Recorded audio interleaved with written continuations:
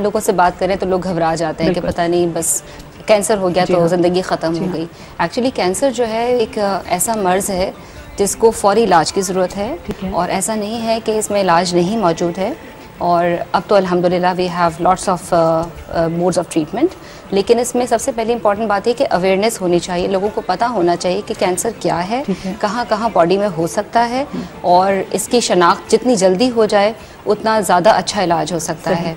तो cancer actually abnormal growth है, कहीं की भी किसी जगह की भी अनकंट्रोल्ड अगर सेलुलर ग्रोथ है वो कैंसर है। ठीक है डॉक्टर लुत्ना, आपसे ये ज़रूर पूछूंगी कि अभी इन्होंने जैसे बोला कि एबनॉर्मल ग्रोथ है, तो ये किस चीज़ की एबनॉर्मल ग्रोथ है? हमारी स्किन की एबनॉर्मल ग्रोथ है, सेल्स की एबनॉर्मल ग्रोथ है, क्योंकि हमारी बॉडी में बहुत सारी चीज़ें हैं। तो अगर हम ब्रेस्ट कैंसर के हवाले से बात कर रहे हैं तो ब्रेस्ट कैंसर एबनॉर्मल ग्रोथ है, दूध की नालियों से भी हो सकता है और दूध के जो गुदूद होते हैं उनसे भी हो सकता है। ज़्यादातर इसमें कॉमन दूध की नालियाँ होती हैं, उनकी जो लाइनिंग सेल्स होते हैं उनकी एबनॉर्मल ग्रोथ की वजह से यूजुअली ब्रेस्ट कैंसर डेवलप होता है। अच्छा, ठीक है। अच्छा, जैसे अभी मैंने कहा कि सबसे पहले ख़वातीन जो है वो अपनी प्रॉब्लम्स लेकर के गायनेकोलॉजिस्ट के पास आती हैं, तो यकीनन आप भी ऐसे पेशेंट्स को ज़रूर फेस करती होंगी जो आपके पास आते होंगे, दैन आप जो भी करते हैं, तो किस तरह से सबसे पहले आप उस चीज़ को डिटेक्ट करते हैं, क्या हो? और फिर आपने जैसे अभी मुझे बताया कि मदर फीडिंग में भी ये प्रॉब्लम आ सकती है, प्रेगनेंसी में भी इसके हाई रिस्क होते हैं। जी, एक्चुअली गायनेकोलॉजिस्ट के पास बहुत अच्छा मौका होता है, बिकॉज आई थिंक गायनेकोलॉजिस्ट हमारे पास फर्स्ट लाइन जो है वो अप्रोचेबल इज़ गायनेकोलॉजिस्ट। ख़वातीन को कुछ भी प्रॉब्लम हो, चाहे उनकी बच्चियों को हो, खुद को हो, या उनकी जो ओल्ड एज ग्रुप है उनको हो, सबसे पहले वो गायनेकोलॉजिस्ट को अप्रोच करते हैं। इसीलिए गायनेकोलॉजी इज़ नॉट ओनली कि जी जच्चा बच्चा या ये प्रॉब्लम, हम एग्जामिनेशन पूरा करते हैं, हिस्ट्री पूरा लेते हैं, जिसमें हम आइडेंटिफाई करते हैं कि अगर ब्रेस्ट से रिलेटेड कोई प्रॉब्लम है, कोई इस तरह की कोई चीज़ है जो हम आइडेंटिफाई कर सकते हैं, तो उसको हम सही टाइम पे पेशेंट को समझा के जनरल सर्जन के पास भेज देते हैं ताकि वो आगे उनको कैरी फॉरवर्ड कर सकें। ठीक है, लेकिन किस तरह के वो सिम्टम्स होते हैं जो आप देख रहे होते हैं? कि अक्सर जो आम सिम्टम्स है, हर एक तो सबसे इम्पॉर्टेंट बात समझने वाली ये है कि कोई भी लंप जो है वो कैंसर नहीं होता, हर लंप कैंसर नहीं है। ठीक है, तो अगर कोई इनको मैस फील हो रहा है या कोई लंप फील हो रहा है तो वो एग्जामिनेशन के लिए पहले हमारे पास आते हैं, हम उसको एग्जामिन करते हैं, उनसे सिम्टम्स पूछते हैं जिसमें पेन हो सकता है, एक गुदूद का फील होना हो सकता है, किसी किस्म का निपल से डिस्चार्ज हो सकता है, ये सारी चीज़ें होती हैं। और ये सिर्फ नॉन प्रेग्नेंट या नॉन ब्रेस्ट फीडिंग में नहीं होती हैं, बगैर उसके भी हो सकती हैं, मेंस्ट्रुअल साइकिल से रिलेटेड भी हो सकती हैं, प्रेगनेंसी में भी हो सकती हैं, और इवन ब्रेस्ट फीडिंग के दौरान और उसके बाद भी हो सकती हैं। तो हमारे पास बहुत अच्छा मौका होता है उसको पिक करने का, उनको एक्सप्लेन करने का, और इसके बाद अवेयरनेस देने का, और इसके बाद सही जगह यानी जनरल सर्जन के पास भेजने का। अच्छा, अगर गायनेकोलॉजिस्ट के पास से होती हुई एक पेशेंट आपके पास आता है तो एक तो ज़ाहिर है वो मेंटल डिप्रेस हो जाता है, फ़ौरन ज़्यादा डिप्रेशन में चले जाते हैं। हम लोग नॉर्मली अगर इस तरह के घर वाले भी परेशान होते हैं तो फिर आप लोग किस तरह से उसको डील करते हैं? देखिए, सबसे पहले समझने की बात यह है कि हर गांठ जो है वो कैंसर नहीं होती है। ठीक है, बहुत सारी और चीज़ें होती हैं जिनको बेस पे हम ये क्लिनिकल अपना डायग्नोसिस बनाते हैं कि शायद ये ब्रेस्ट कैंसर हो सकता है। लेकिन हर वो खातून जिसको अपने ब्रेस्ट में कोई गांठ महसूस हो, या जिसको अपने ब्रेस्ट की शेप में कोई चेंज महसूस हो, निपल में कोई चेंज महसूस हो, या निपल से कोई रतूबत किसी भी किस्म की आ रही हो, उसको अपने आप को एक दफ़ा ज़रूर एग्ज़ामिन करवाना चाहिए। ये ज़रूरी होता है इस चीज़ के लिए। सेकेंडली ये कि बहुत सारी ख़वातीन जो हमारे पास बहुत लेट डायग्नोसिस के साथ आती हैं, लेट प्रेजेंटेशन होती है, उनका प्रॉब्लम ये होता है कि ज़्यादातर ख़वातीन ये समझती हैं कि चूँकि इसमें दर्द नहीं हो रहा था इसलिए हमने इसको इग्नोर किया। लेकिन मेजॉरिटी वो गांठें जो ख़तरनाक हैं वो दर्द नहीं करती। ज़्यादातर वो गांठें जो ख़तरनाक नहीं होती वो दर्द के साथ प्रेजेंट करती हैं। तो इसलिए ज़्यादातर जो बिनाइन या ख़तरनाक गांठ नहीं हो वो हमारे पास ज़्यादा अर्ली आ जाती हैं क्योंकि वो पेन के साथ होती हैं। लेकिन अगर कोई गांठ भी ब्रेस्ट में मौजूद है जो पेन नहीं कर रही, स्टिल वो अलार्मिंग है।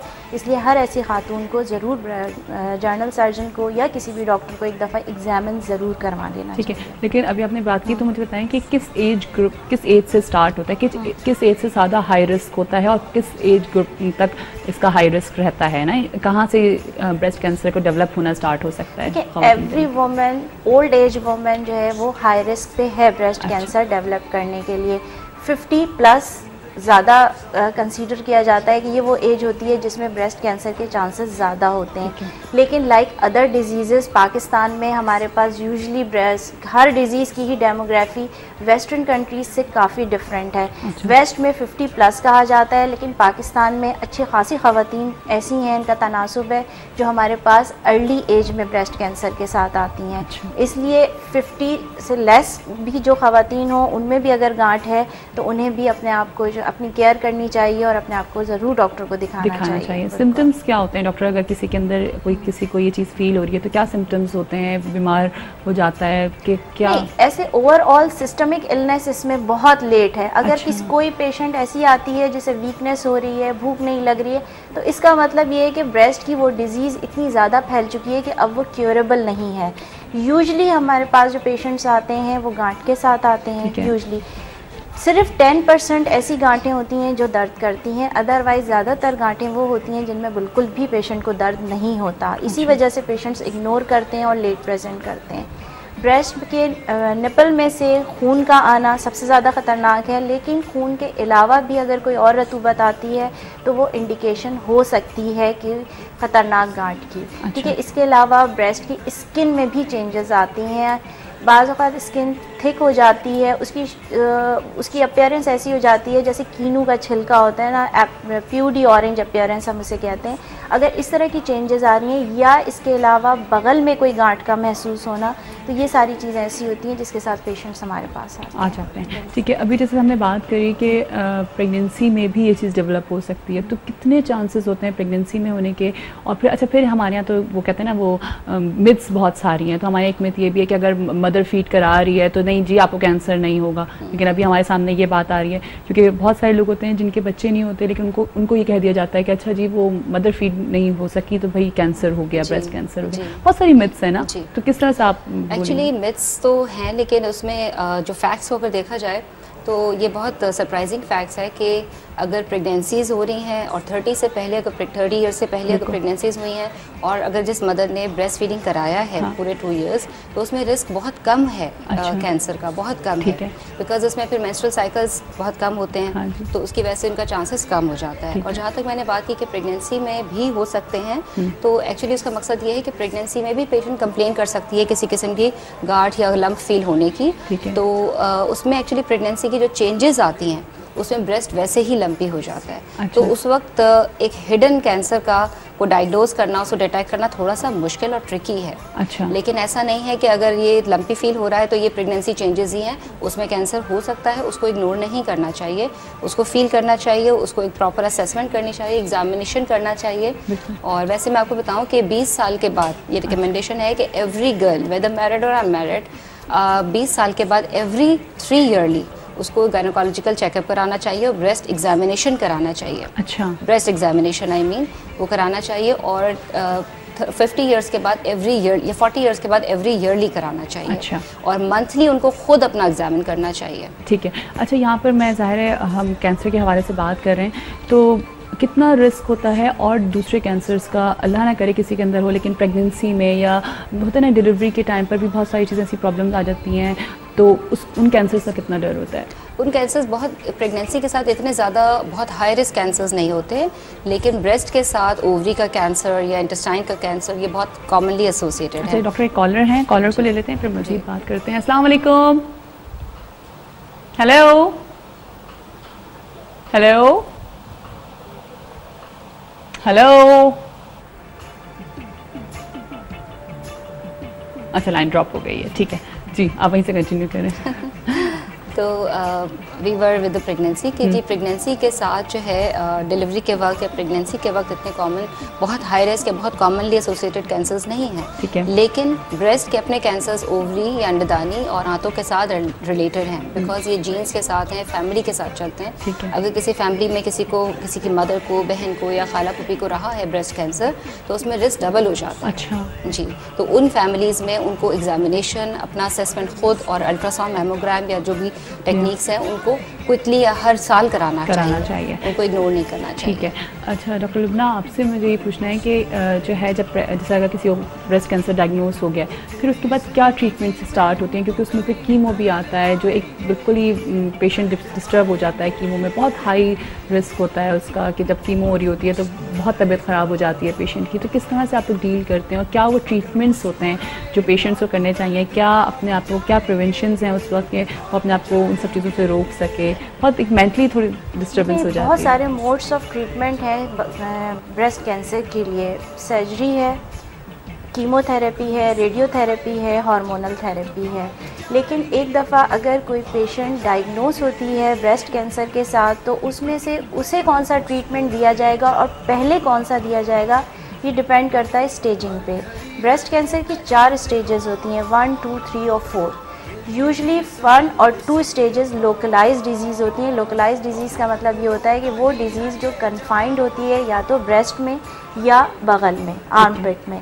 इसके बाद अगर डिज़ीज़ इससे ज़्यादा प्रोग्रेस करती है, चेस्ट वॉल में चली जाए या इसके जाने के जो आम जगहें जिसमें ये सबसे ज़्यादा फैल सकती है वो हड्डियां हैं, जिगर है और फेफड़े हैं। अच्छा। अगर इनमें चली जाती है तो फिर ये स्टेज 4 हो जाती है। अच्छा। तो अगर पेशेंट हमारे पास अर्ली आता है, ब्रेस्ट कैंसर ही की स्टेज ये ब्रेस्ट कैंसर ही की स्टेजेस हैं। अगर हमारे पास पेशेंट अर्ली प्रेजेंट करे स्टेज 1 और 2 में, तो सबसे पहले चीज़ जो एडवाइस की जाती है वो सर्जरी है। फिर वो डिपेंड करता है पेशेंट की एज पे, उसके रिस्क फैक्टर्स पे, साइज़ ऑफ ट्यूमर पे कि हम किस तरह की सर्जरी करेंगे। इवन सर्जरी में भी अब हमारे पास ऑप्शंस हैं। अच्छा। लोगों का ख्याल ये है कि ब्रेस्ट कैंसर का मतलब ये है कि उनकी पूरी छाती को निकाल दिया जाएगा। ऐसा हर पेशेंट्स के साथ नहीं होता। अगर पेशेंट अर्ली आए, अर्ली डिटेक्शन, अर्ली स्क्रीनिंग की एडवाइस, ये सब चीज़ें दी ही इसलिए जाती हैं कि अगर हम जितना अर्ली डिटेक्ट करें, जितना छोटा ट्यूमर है, हम उसमें ब्रेस्ट कंजर्वेशन कर सकते हैं। ब्रेस्ट कंजर्वेशन का मतलब ये होता है कि आप सिर्फ वो पार्ट जो अफेक्टेड है ब्रेस्ट का, उसकी सर्जरी करें, पूरे ब्रेस्ट को ना निकालें। अच्छा, तो अगर एक ब्रेस्ट पूरा रिमूव करना है तो वो कौन सी स्टेज होती है? लार्ज ट्यूमर्स जो होते हैं, ठीक है, स्टेज 3 है या लार्ज ट्यूमर्स होते हैं मोर देन 4-5 सेंटीमीटर, तो उसमें यह एडवाइजेबल होता है कि पूरे ब्रेस्ट को निकाला जाए।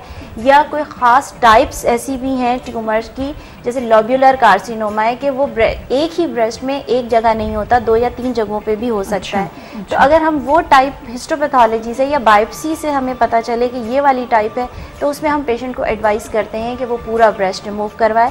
लेकिन स्टिल पूरा ब्रेस्ट रिमूव कराने में भी पेशेंट्स के लिए घबराने की बात नहीं है। अगर एक दफ़ा पूरी डिज़ीज़ क्योर हो जाए तो हमारे पास ऑप्शंस हैं प्लास्टिक सर्जरी के, ब्रेस्ट रिकंस्ट्रक्शन के ऑप्शंस हैं जो पाकिस्तान में अवेलेबल भी हैं कि अर्ली एज में भी अगर किसी का ब्रेस्ट रिमूव हुआ है या इवन ओल्ड एज फीमेल है, तो जाहिर है ये उसके लिए एक साइकोलॉजिकल ट्रॉमा है कि उसका पूरा ब्रेस्ट निकाल दिया गया है, तो उसमें उसके पास रिकंस्ट्रक्शन के ऑप्शंस भी हैं जो अवेलेबल भी हैं। ठीक है। अच्छा, यहीं पर ये बात भी करूँगी कि नॉर्मली होता है कि अगर किसी को ब्रेस्ट कैंसर हो जाता है तो फिर डर इस बात का होता है कि ये कहीं और ये कहीं और न डेवलप हो जाए। अगर फर्ज करें किसी पेशेंट का क्योर हो गया है, उसको ट्रीटमेंट उसको पूरा हो गया है, उसकी सब चीज़ें ख़त्म हो गई हैं, लेकिन फिर कहीं ना कहीं एक अलार्म बचता रहता है कि कहीं और ये डेवलप ना हो जाए, तो कितने चांसेस होते हैं इसको? देखिए, इसके चांसेस कॉन्ट्रालैटरल ब्रेस्ट यानी अगर राइट साइड पे हुआ है तो लेफ़्ट साइड के ब्रेस्ट में डेवलप होने के चांसेस होते हैं।